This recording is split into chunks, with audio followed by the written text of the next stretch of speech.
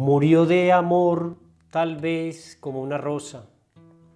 No es de extrañar que de este modo fuera, pues la rosa no muere de otra cosa que de amor al volar la primavera.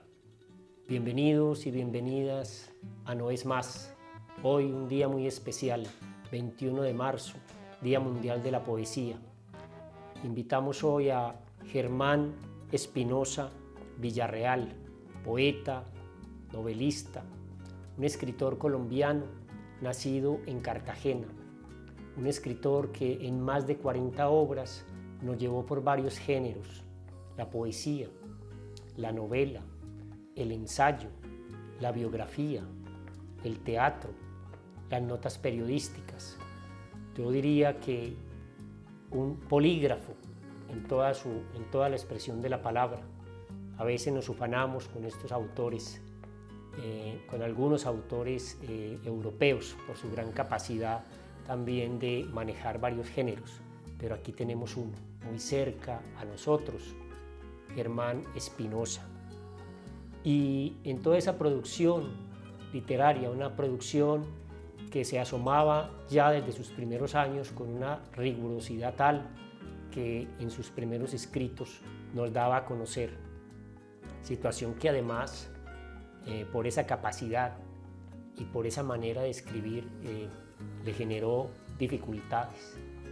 A los 12 años fue expulsado cuando entró al colegio Nuestra Señora del Rosario. Ya a los 12 años, entre los 12 y los 16 años, había hecho ya su primer libro, Letanías del Crepúsculo. Esto le costó la expulsión. En ese colegio tan importante, bogotano, de donde fue egresado Camilo Torres, Álvaro Mutis, el mismo expresidente Lleras, y él allí con su poesía dio que decir tanto que fue expulsado. Uno pensaría que es como en la música esos niños genios que desde muy temprana edad empiezan a ejecutar y a componer música de una manera magistral, porque así es su primera obra poética, Letanías del Crepúsculo. Su poética es como una pieza musical compuesta por un niño genio, y lo digo por su manera, por su estructura, por su léxico primero, su conocimiento de la historia, de la mitología, de la lírica.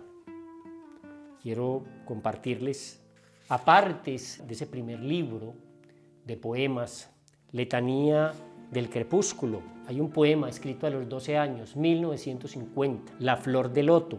Voy a compartirles unas tres estrofas, y tiene un epígrafe de Buda que dice: el agua que rodea a la flor de loto no moja sus pétalos. Pálida luna en el espacio ignoto, pura doncella del azul secreto, dora las aguas del estanque quieto, donde incólume flota el blanco loto. El cierzo que sacude la hojarasca, lánguido exhala flébiles gemidos, y en raudas curvas de átonos zumbidos, en la espesura danzarín se enfrasca. Y en la frágil prisión de la umbría, el loto en flor de virginal belleza va esparciendo en su lúgubre tristeza la luz azul de su filosofía.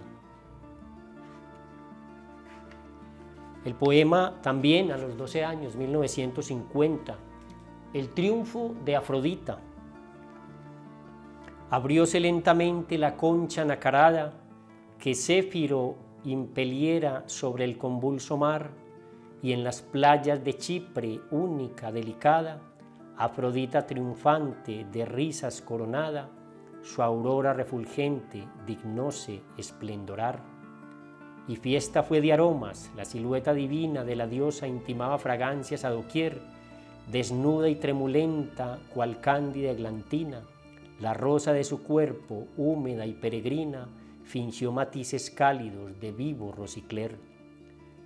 Brindáronle las horas olímpico atavío, diademas y arrancadas de vívido metal, collares nunca vistos, quizá los vio Darío, de perlas en cascadas, brillante manantío, anillos esplendentes, pulseras de coral. Un carro por palomas tirado la condujo al Olimpo infinito, y en la divina mansión el asombro fue tanto que su esplendor produjo que el Olimpo estasiado ante su influjo brujo dudó un instante si era verdad o era ilusión. Y ahí pues la pluma de un niño de 12 años que, como dije anteriormente, empieza desde muy temprana edad a mostrar esa capacidad de lexical, esa capacidad de la lírica, esa capacidad de llevar a personajes de lo griego, ¿sí? A su poesía. Y a pesar de esa escritura densa, quizá agobiadora, y de todas estas acrobacias lingüísticas, él mismo dice que en esa riqueza que hay en su obra, o en esa manera de esa capacidad de incursionar en varios géneros, logra imbricar, logra mezclar varios géneros en un solo género. Me explico. En la novela, cuando uno lee sus novelas, uno puede encontrar allí otras expresiones muy especiales. Logra encontrar también poesía de una manera erudita, trata cada uno de los temas. Es decir, hay allí una riqueza impresionante que puede uno deleitarse solo con una página, con un solo tema, con una sola historia. Entonces es allí donde hay, digamos, esa riqueza. ¿Cómo conocía a Germán Espinosa? Siempre me ha gustado decir ese primer momento tan especial. Este escritor lo conocí a través de una amiga, Claudia San Nicolás, que en paz descanse. Alguna vez ella en su casa, una casa llena de libros, amante de la literatura, de la lectura, maestra, le pregunté qué leía en ese momento y me dijo: estoy terminando La tejedora de coronas. A mí me llamó la atención el mero nombre, la novela, La tejedora de coronas de Germán Espinosa. Tuve la oportunidad de ver el libro, en ese momento era un libro de muchas páginas, más de 500 páginas. Me dijo muy básicamente como de qué trataba, pues la verdad no atendí como mucho, pero lo registré. Pues les cuento que solo 20 años después compré el libro, realmente compré el libro, aunque ya me había acercado también a la obra después de que ella me habló de este autor, con algunos cuentos, unos cuentos que me atraparon fundamentalmente por su fuerza.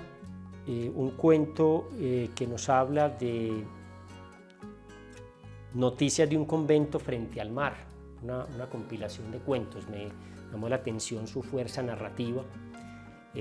Después conseguí su obra completa, su obra poética completa. No sabía incluso que era también poeta, y en una edición de Arango Editores pues recogen como su obra y también la guardé. Y solo hasta, como les digo, 20 años después me acerqué a la obra de una manera más juiciosa, a leer sus novelas y a leer sus cuentos, y descubrí cosas absolutamente maravillosas, ¿sí?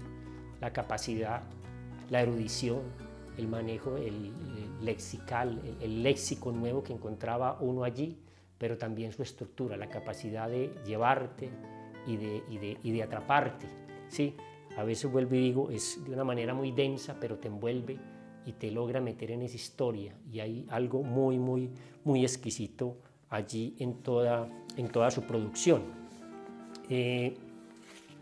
Alguna de sus obras, pues sus novelas, su primera novela, La lluvia en el rastrojo, fue en 1967, en la cual satiriza las costumbres de la clase alta bogotana. Esa es su primera novela.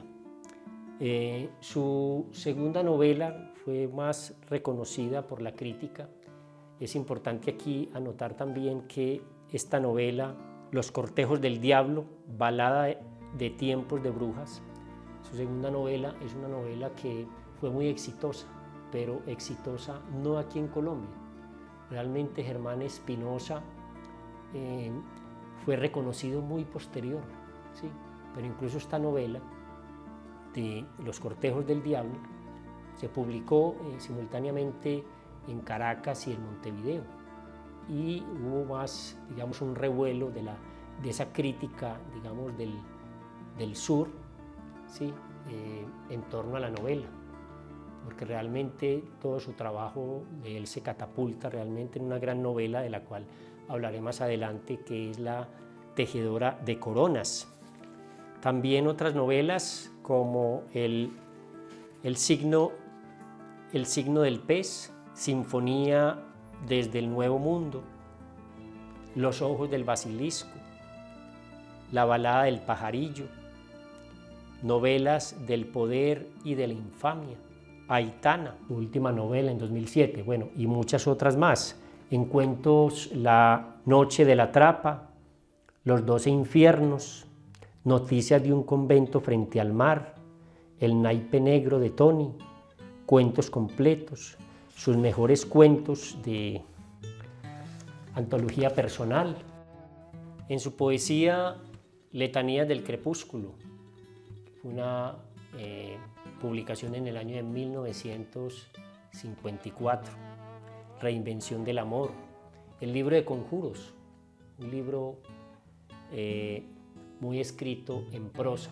Ahora vamos a degustar esa prosa, y que él decía que no le daba miedo que le dijeran que era un poeta que narra en algunos de sus escritos. Realmente su versatilidad, su capacidad, pues enfrentaba, digamos, estas críticas y asumía de una manera contundente su creación poética. Quien se aleja soy yo, poesías entre 1991 y 2000. Clave de mí, poemas escogidos. En biografía, Lino de Rombo, El sabio de las 7 esferas, Personajes del mundo, un libro muy especial, Personajes del mundo, donde él cuenta la historia de algunos personajes de la ciencia, del arte y sus aportes para la historia y el progreso de la humanidad. Biografía también de Torquemada, el fraile diabólico. En ensayos, Guillermo Valencia. Luis Carlos López hizo un seguimiento a la obra de Luis Carlos López, el Tuerto López, el poeta de Cartagena, y desde allí, después de su muerte, hicieron unos videos muy especiales, unos documentales muy especiales a partir de los textos de Germán Espinosa. La elipse de la codorniz, ensayos disidentes. La vida misteriosa de los sueños. El papel del perro en la transformación del hombre en mono, y otros ensayos. En 2005. Herejías y ortodoxias, Bogotá 2008. Crónicas y otros textos de no ficción. Crónicas de un caballero andante, El espejo retrovisor. Memorias, La verdad sea dicha, mis memorias, en el año de 2003. Y en periodismo, otras tantas obras importantes. Además, compilaciones, lo mejor de Luis Carlos López, Espinosa Oral, las 24 mejores entrevistas a Germán Espinosa, selección seguida de una cronología de la vida del autor, antología poética de Rafael Pombo, Medellín 2001, teatro solamente una obra, El Basileus en Bogotá, que fue llevada a escena. Reconocimientos. Fue finalista del Premio Literario Rómulo Gallegos con la novela La tejedora de coronas. Hablaré un poquito más de ella seguidamente. En el 2004 el gobierno francés lo declaró caballero de las artes y las letras por sus conocimientos sobre Francia y la relación de su obra con la historia y cultura francesas.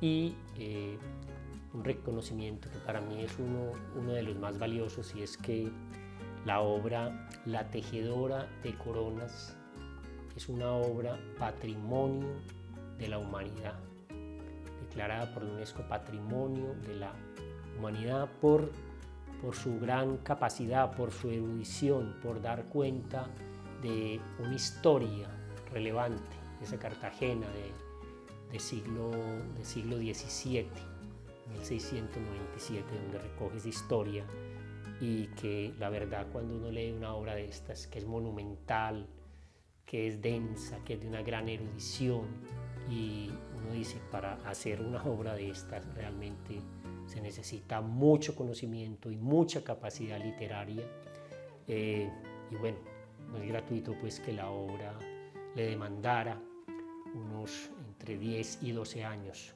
su elaboración y construcción, y es allí también donde tiene ese mérito.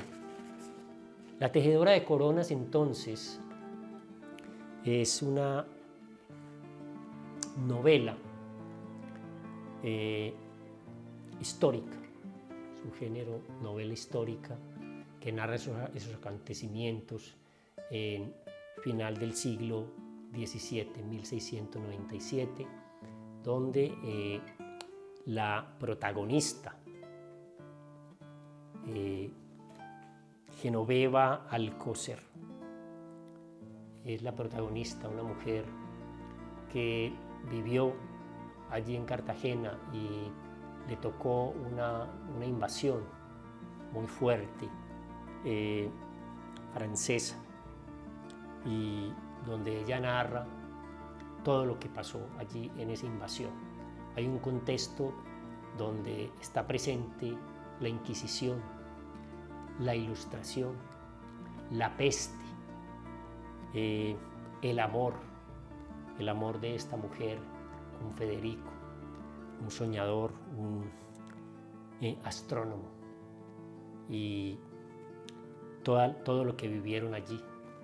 Ella, después de este hecho que pasa aquí en Cartagena, donde lo narra magistralmente Germán Espinosa, se va a recorrer el mundo, pues Estados Unidos, Europa, y allí hay todas unas experiencias significativas de personajes y de hechos que pasan en este periplo por la vida. Después vuelve a Cartagena y ya de mucha edad ella cuenta lo que fue esa vida de ella en todo ese periplo vital. Sobre la obra se han escrito mucho, se han hecho ensayos, tesis, porque realmente es una obra muy rica, y que cuando uno vuelve a ella, pues uno puede coger ciertos pasajes, como el que les voy a compartir ahora, y deleitarse realmente con la fuerza narrativa, por la ficción también, pero también por esa propuesta que hay allí desde la novela histórica.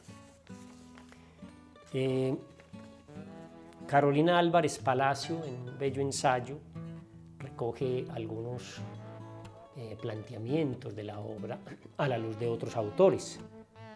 En esta obra sobre la tejedora de coronas, la poeta y ensayista Luzmare Giraldo nos dice: la estructura de la novela es compleja por la fuerza de las ideas que entran en controversia, las del Renacimiento y las del pensamiento ilustrado, frente a las convicciones que respaldan el dogma cristiano y sostienen la Inquisición. Además, por la notable erudición del autor, que se percibe en la confluencia de personajes que se relacionan con la época, entrando en juego la filosofía, la religión, el arte, la historia, la política, las matemáticas, el esoterismo, y yo agregaría otra, la antropología. Todo lo anterior expuesto en la voz narradora, que en una suerte de monólogo interior rememora multitud de sucesos que entrecruzan tiempos y espacios. Carolina Álvarez Palacio, en su ensayo, hace alusión también a un comentario de Silva Rodríguez. Vista como símbolo, Genoveva violenta la historia en tanto que irrumpen ambientes y funciones propios de los hombres en el siglo XVIII, como el acceso a las logias masónicas, los viajes que emprende sola por el mar y tierra, su sexualidad desaforada y su búsqueda del conocimiento.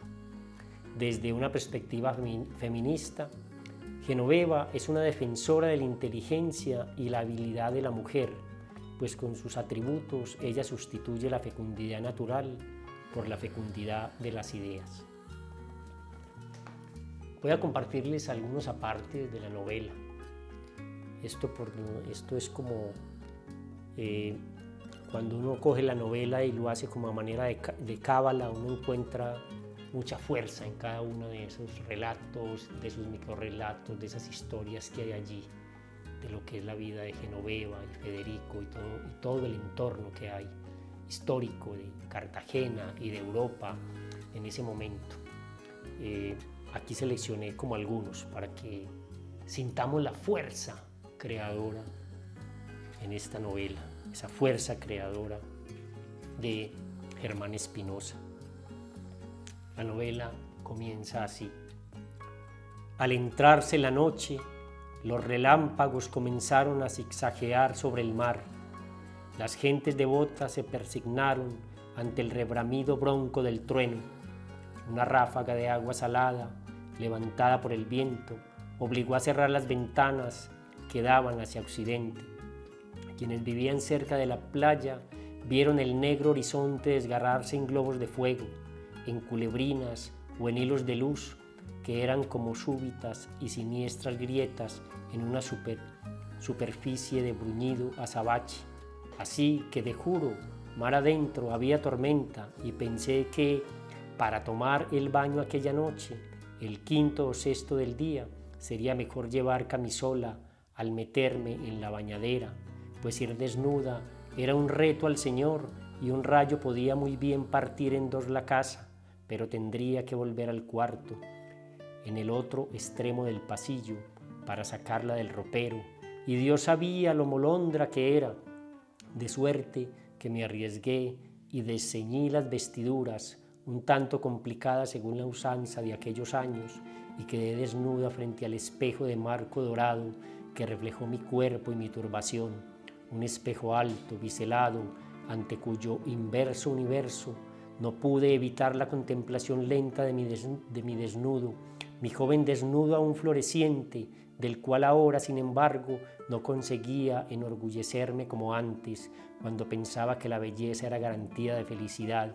Aunque los mayores se inclinaran a considerarla un peligro, no conseguía enorgullecerme porque lo sabía, no ya manchado, sino invadido por una costra larvada en mi piel, que en los muslos y en el vientre se hacía llaga infamante para purificarme, de la cual sería necesario que me bañara muchas veces todos los días, tantas que no sabía si iba a alcanzarme la vida, costra inferida por la profanación de tantos desconocidos, tantos que había perdido la cuenta durante aquella pesadilla de acicalados corsarios y piratas desarrapados, que transcurridos todos aquellos meses con el horror medio emposado en los corazones y la peste estragando todavía la ciudad, aún dominaba mis pensamientos. Muy bien, ahí va esa primera parte, esa primera página de La tejedora de coronas. Hay algo muy particular también en la obra, que la verdad yo no he visto en ninguna otra obra, y es que toda la obra, el único signo de puntuación que está presente es las comas. Todo lo que leí son comas, no hay puntos seguidos ni punto y coma, exceptuando cuando termina un capítulo que cierra con un punto aparte. Pero una obra de estas tan voluminosa, más de 500 páginas, escrita solo por comas, eso me llamó profundamente la atención. Bueno, no he indagado mucho pues esa manera, pero es increíble mantener esa respiración y esos pasos allí. Veamos otro pasaje maravilloso, un pasaje que en tiempo de pandemia leí, lo pasé por audio a propósito de una luna roja que tuvimos el año pasado, sí, en el 2021, y dice así: y aquella noche brilló por fin sobre la ciudad la luna del cazador, la luna llena de abril, la fase gibosa del satélite fantasmal, el plenilunio que permitió a Galileo explorar los mares helénicos. Brilló como un mal augurio esa luna roja también del mar Agüero para la jardinería, esa luna venerada por etruscos y sabinos, esa luna noctíluca a cuya adoración se erigió un templo en alguna de las 7 colinas donde se edificó la antigua Roma. Esa luna triunfante e igualmente visible desde el fuerte de San Luis de Boca Chica, donde montaban guardia mi padre y mi hermano, el pobre, pensando en sus cerdos y en sus pilones de arroz, o desde el lugar impreciso ocupado ahora por la flota enemiga, que bien podía venir en corso a Cartagena o ir en corso a Portobelo. Brilló la espectral esfera que dio nombre al Portus Luno de la Etruria, saqueado en distintas épocas por vándalos, longobardos y normandos, como mi ciudad lo sería ahora por los bucaneros. La pálida Selene de los poetas representada en el frontón oriental del Partenón como la hermosa mujer que dirige un carro tirado por 2 caballos, la Selene del altar de Pérgamo, novia de los borrachos trasnochados, luz barata de farolito en los cascos de botella, cadáver que alimenta a los gusanos del sueño, luna insultada y exaltada, principio femenino de las cosmogonías bárbara, dios masculino, hijo del sol, Ometecutli, y de la tierra, Citlalotlán, alma del mundo y perpetuo, mancebo holocáustico en el firmamento de los aztecas, Akbal, o mansión de los murciélagos de los mayas, espejo del tiempo de los persas que absorbe la dicha perdida, mi dicha perdida, Chía, mujer de Sué, gestora del diluvio y de las nubes, gran madre de los muiscas, Quilla, espejo de lámina argentea sobre el lomo de la huaca incásica, ojo zurdo celeste de los antiguos egipcios y ombligo del firmamento de todos los delirantes, luna llena, luna del cazador, ahora brillaba imparcial sobre la ciudad, dispensando sus brillos melancólicos sobre tirios y troyanos, indiferente a las vicisitudes del hombre, la luna que inspiró tranquilidad a las buenas gentes e hizo más eficaces los avisores catalejos, luna del 8, el 8 2 lunas, luna que alumbró a Federico en el mirador, donde se paseaba desesperado, podía oírlo desde mi encierro, ahora que maldecía el no habérmele entregado en las soledades de Zamba, mi sabio ingenuo, mi amante virginal, 2 veces áptero, tantas veces castrado, ahora ridículo fantoche a la luz blanca de la luna,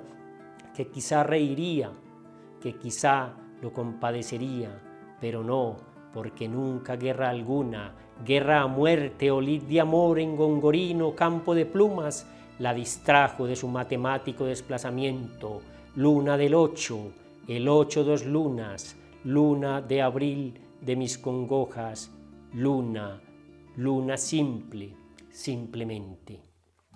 Y ahí pues esta maravilla asociada a ese astro de los poetas.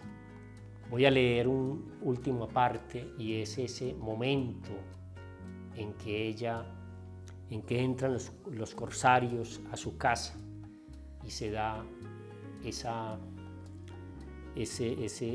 arrojo de ellos a su cuerpo, cómo nos lo cuenta, cómo nos lo describe Germán Espinosa en la voz del personaje.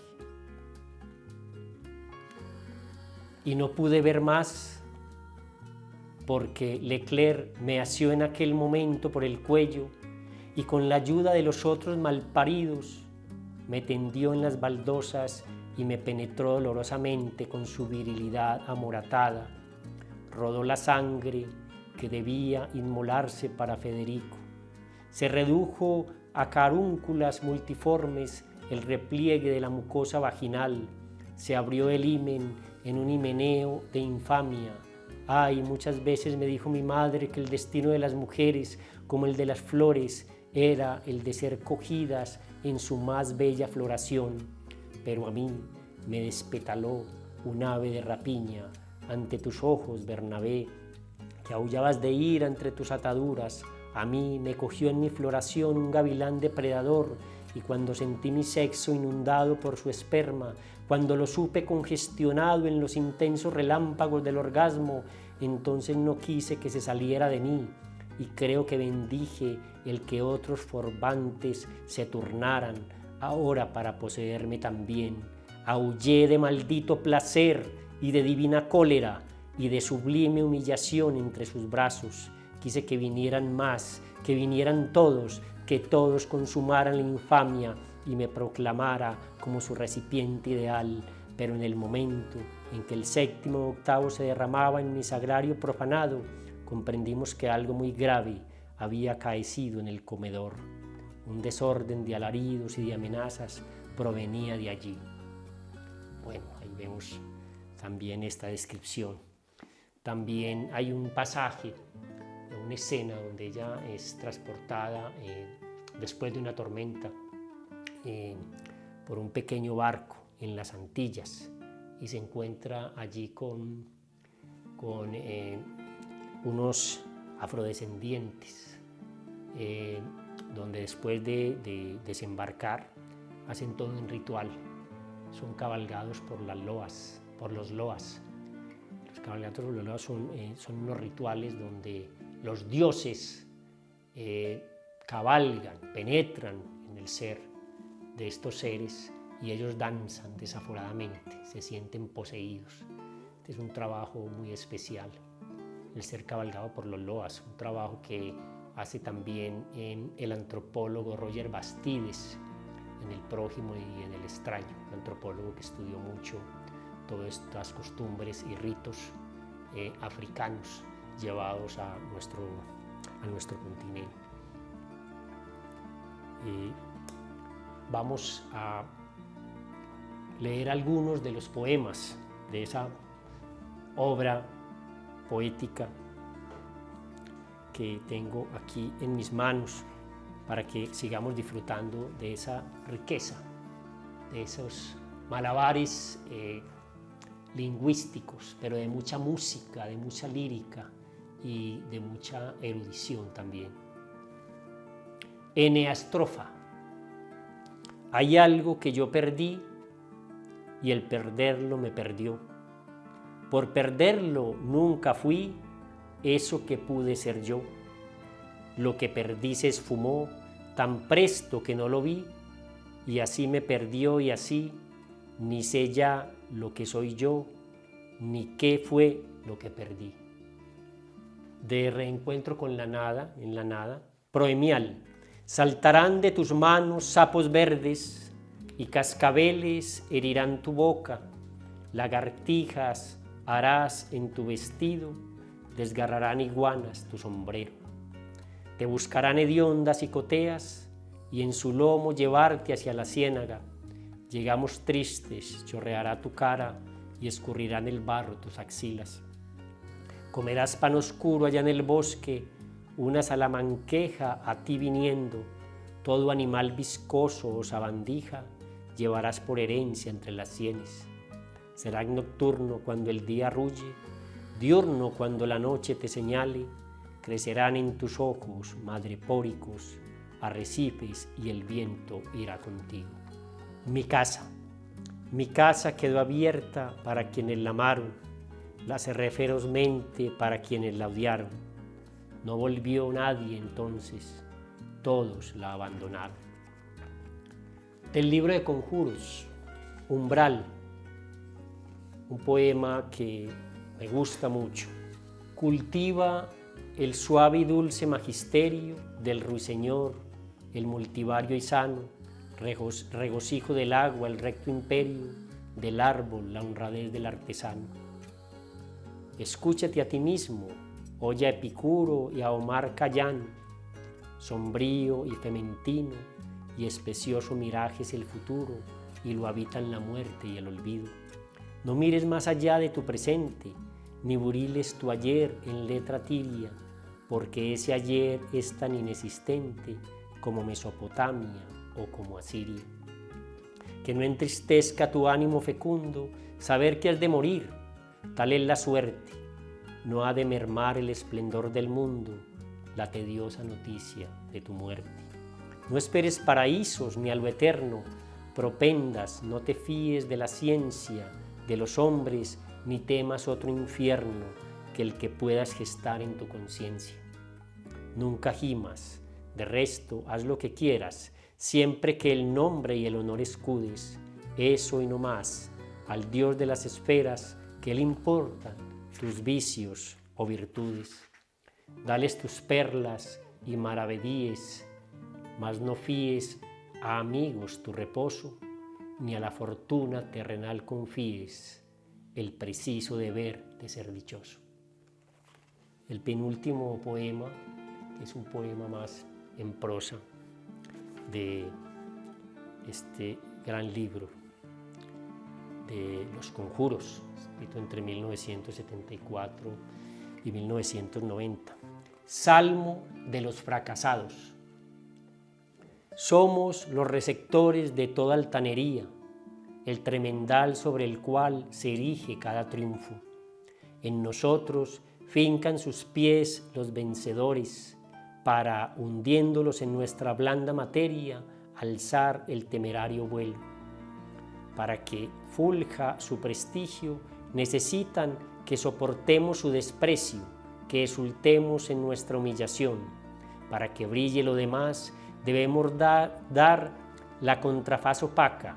Sin nuestra sombra, la luz sería menos luz. Nos arrastramos, nos retorcemos contra hechos para que Apolo implante su belleza. Y aquí estamos, oficinistas, mecanógrafas, astrosos mendigos, barrenderos de calles mustias, carteros, vendedores de frutas, estibadores infinitos, poetas ignorados, artistas sin duende, mozos de restaurante, actores de reparto, solteronas transidas de decoro, disimulando el agujero en la suela, el cuello raído, cubriendo con sobretodos grises la impresentable chaqueta, con bufandas mohosas la desvaída corbata. Sin nosotros no seríais excepcionales, oh triunfadores, sin nosotros vuestro mundo victorioso resultaría monótono y frío, sin nosotros qué fulgor tendrían el ministro recién posesionado, el general de la República o la dama de sociedad. Somos el fundamento del triunfo, la materia esencial de todo esplendor.